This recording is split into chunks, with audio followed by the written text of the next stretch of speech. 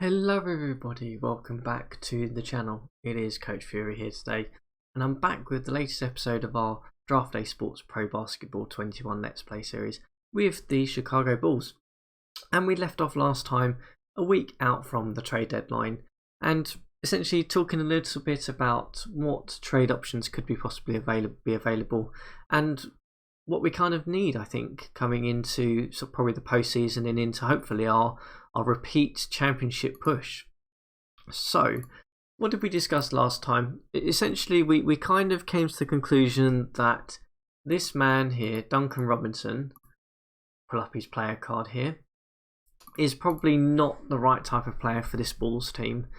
We were hoping that his shooting ability would kind of be worth the sort of the mid-level exception of $10.5 million.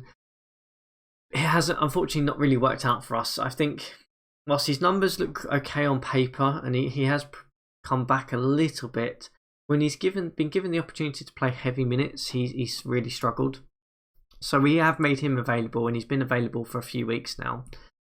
But I've also added a couple of other people to the trade block, and the reason being is that off the episode, I did explore trade opportunities for Duncan Robinson, and even with him combined with 2 first-round picks, nobody was interested in taking him. So whilst I thought the 2 first-round picks would be something that teams would be scrambling over, particularly if they're rebuilding, granted our picks will probably be around the 25 plus range probably.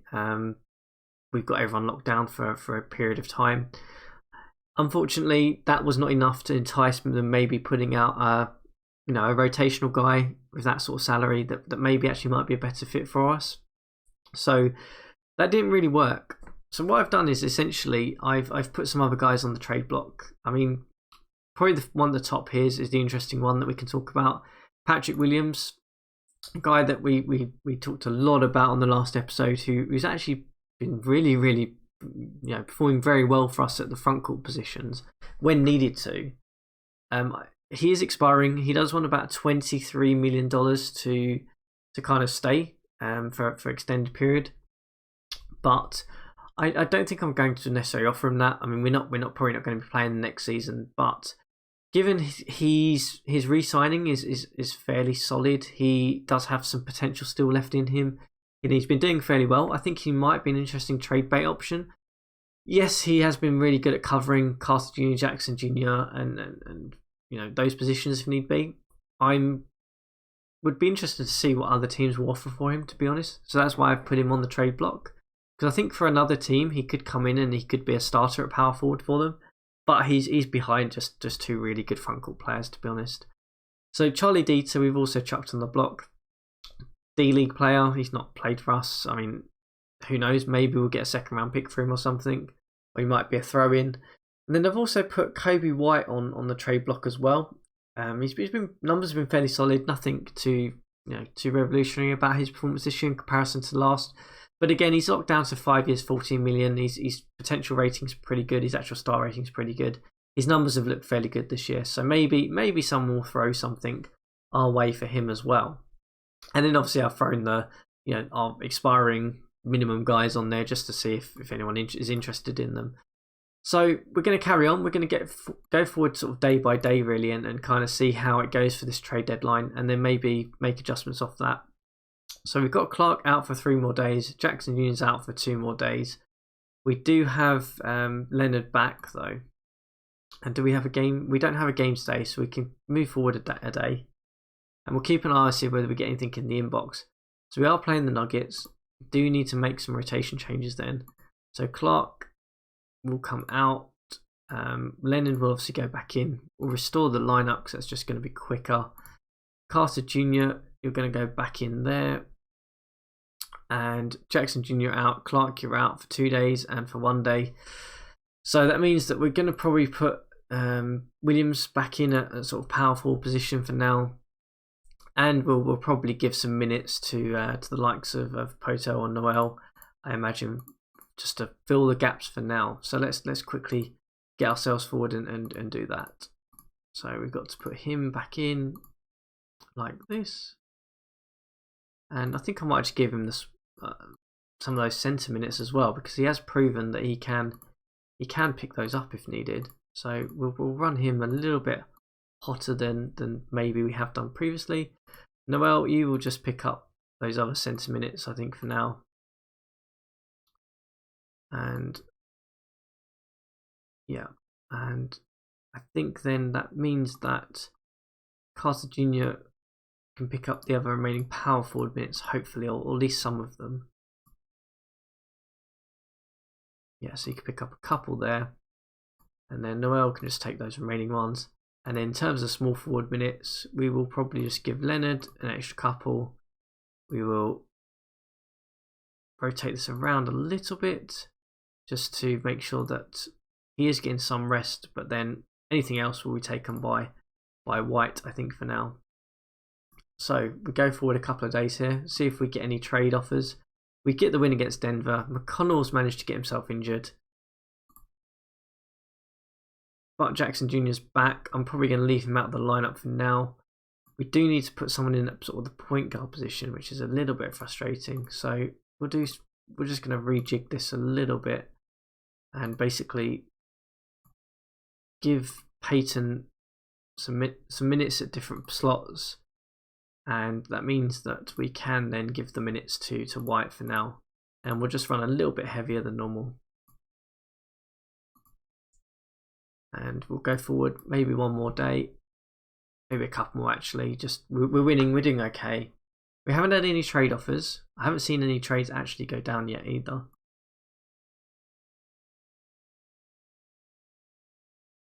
So if we got everyone back now, Connell's still out for 8 days, but the main bits of the rotation are back, so we can at least put our main rotation back in for now.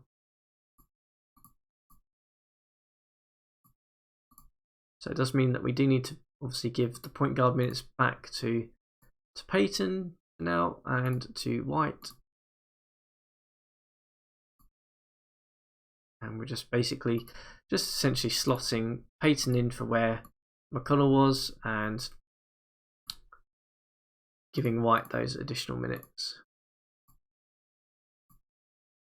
Still no trades though. It's the 5th, so not a lot's gone down. I haven't seen anything ping up, so everyone's obviously struggling for trades, it looks like.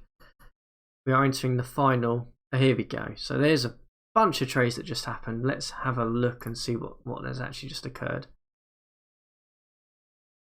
So we had the Jazz trade Williams, who still has huge amounts of potential, and Okogie for Leonard, who is a pretty good outside shooter, to be honest with you, and a first round pick and a second round pick. So clearly they're obviously cashing in. They're top of the Western Conference, making a move there.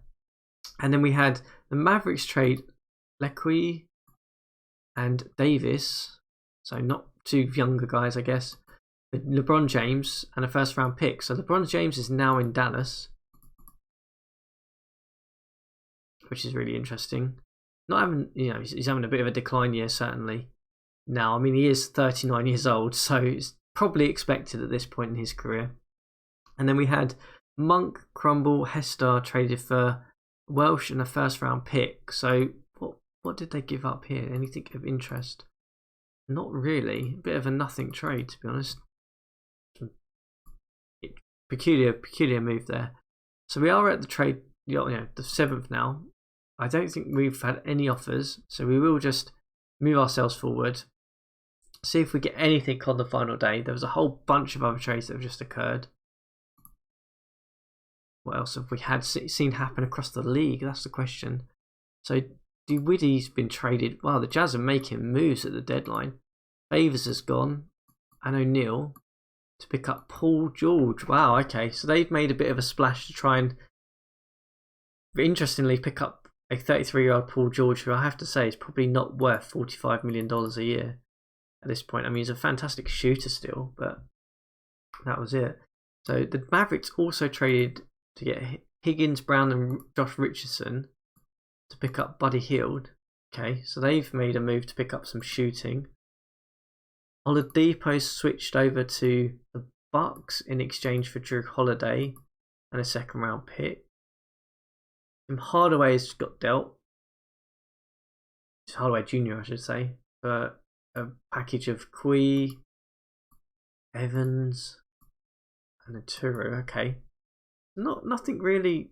I guess the major one is really the Paul George trade, to be honest with you, but nothing really too huge to sort of go home about really at the deadline. I think everyone was sort of struggling like we were just to kind of get anything sort of working. I guess in terms of contracts and things, it's a bit of a struggle. So McConnell's still out for 5 days. I do need to put Peyton back in for some more minutes then for now.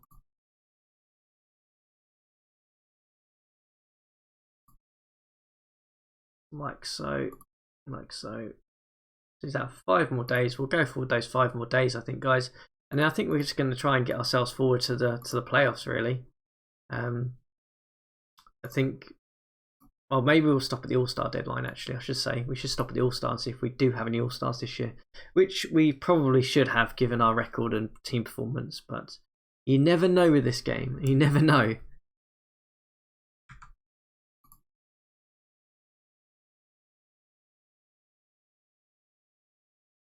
So we are at the All-Star break. We are 43-17, I think.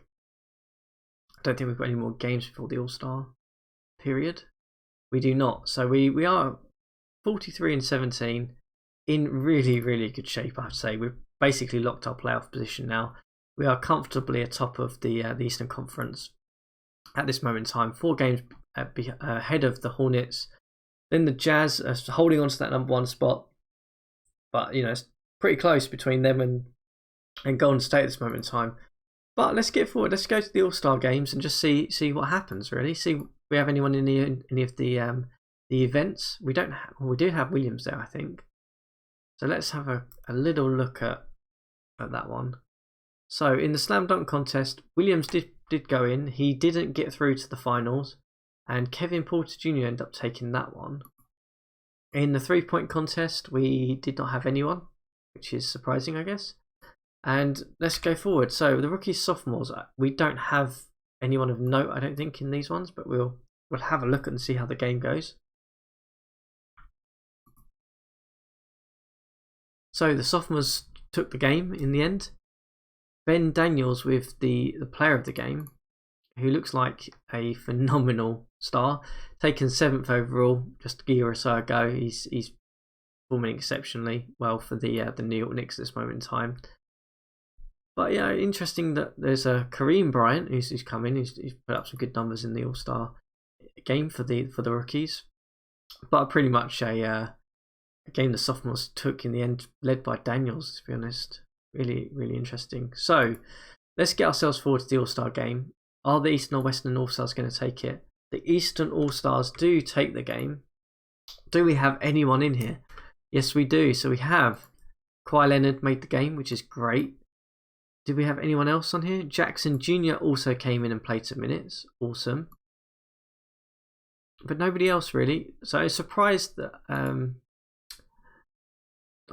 actually that Jackson Jr. didn't, given that his numbers were so. Sorry, not Jackson Jr. Sorry, I should say Wendell Carter Jr. Surprised that he didn't come in and take it. So interestingly there, I guess what I would say is that Leonard is probably the obvious one from us. He clearly is an all-star. I can see why no one else is. I mean, they all kind of the supporting cast. But yeah, great to see that he made the all-star game.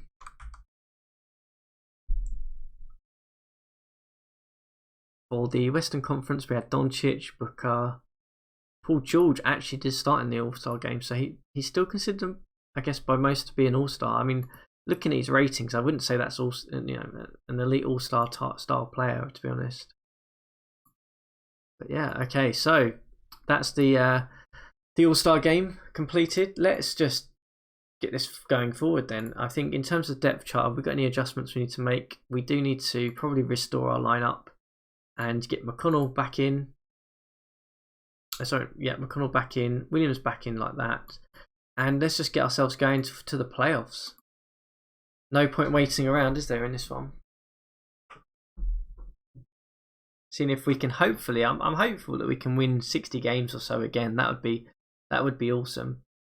Going into the after our title win, going back and winning 60 games in the regular season will certainly put us in a really strong position for that #1 seed. Is kind of the main aim. But we've hit an injury snag early on. So Carter Jr. is out for 4 days. Do we have a game then? We do, so we do have to make an adjustment. So Carter Jr., you can come out. I think we'll just put Williams in, straight swap, which is rare. I really never thought when we started this Let's Play series that I'd be saying that about Williams. I thought he would be one of the guys that we would probably have ended up trading, to be honest. I thought that he was never going to have a career here as a small forward. But, in the end, he's kind of proven that, you might not necessarily be the right fit in terms of your actual position, but if you've got the right skill set and you fit a certain mould, then you certainly can stake your claim for being a depth piece on a contending team. Certainly, I do think if he went to another team, if they put him at small forward, he would just be lost out in the sea. But I think if the other team put him at power forward, I think he could end up possibly being a really, really good starter in this league. So moving forward here into March. So I think we probably will hopefully have everyone back now. So I will stop the simulation and have a little look. Yep, so everyone's back, so we can restore and put Carter Jr. back in. And Williams back up in the rotation like so. And get ourselves moving forward to the playoffs.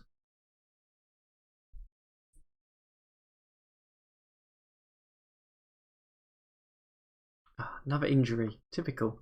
Just as soon as I changed the rotation, eh? So it's Elfrid Payton is out for 2 days. Okay, that's just annoying. More than anything, that is just annoying. So McConnell can just come in, and McLemore can just come onto the bench. I'm not even going to mess around with it for two days. It's probably even just one game, to be honest. He's just going to take every single point guard minute for now. And just play the game, get the win, play the second day.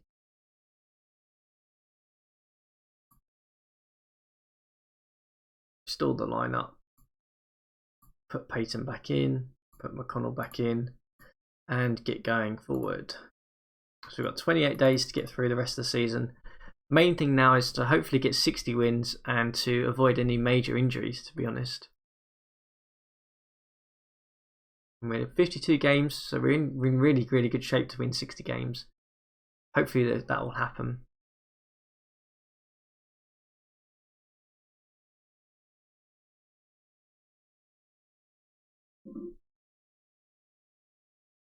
"56 games there we've won now. So going to be a really, really strong position into the playoffs.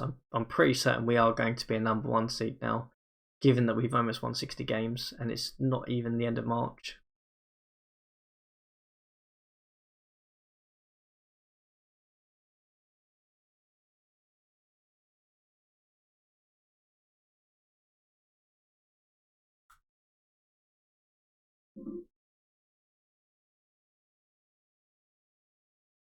So there we go, 61 games won.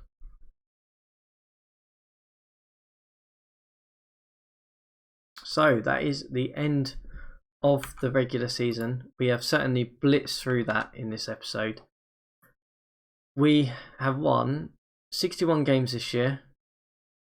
In terms of our insights, we are the #1 net rating team, best offense in the league, best in assists, third in rebounds. We certainly are in really, really good shape, and thankfully, no injuries, which is fantastic. So let's have a look at the standings and see how we've been going there. So we are top of the Eastern Conference comfortably in the end by 8 games or so. So we will have the #1 seed, which is great, and we will be up against the Toronto Raptors in the first round, who are led by Siakam, who is out, and Boucher. So they've had a bit of an interesting front court.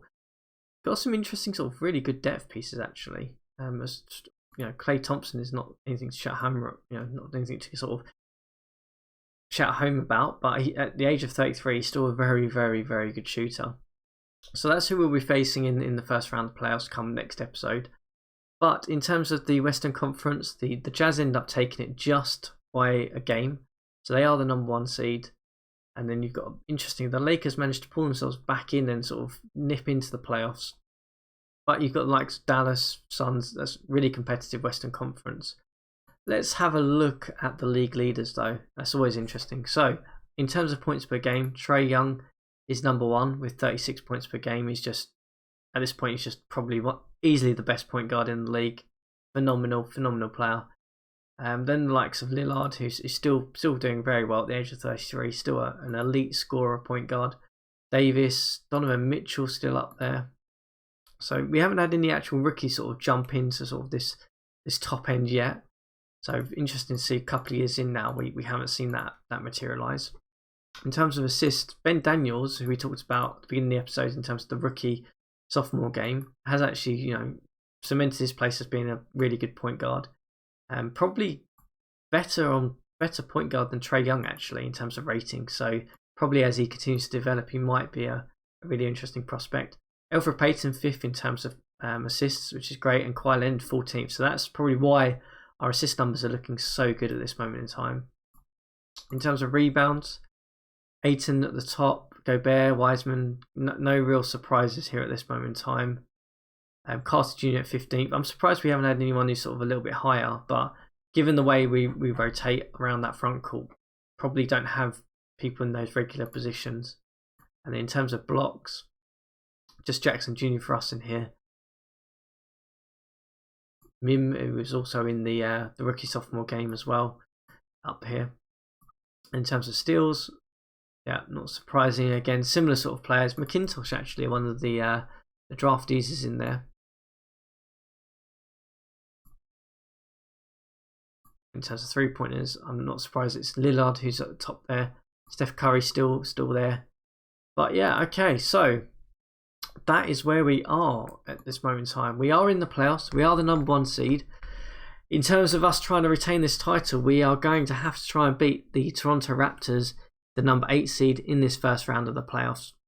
And we will come back next time and do a bit of a review to see how we're going to beat this Raptors side, whether we need to make any adjustments.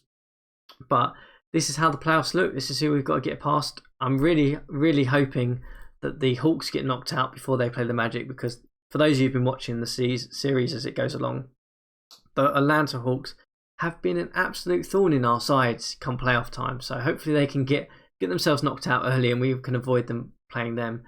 But we'll see how it goes next time. As always, guys, thank you very much for tuning in.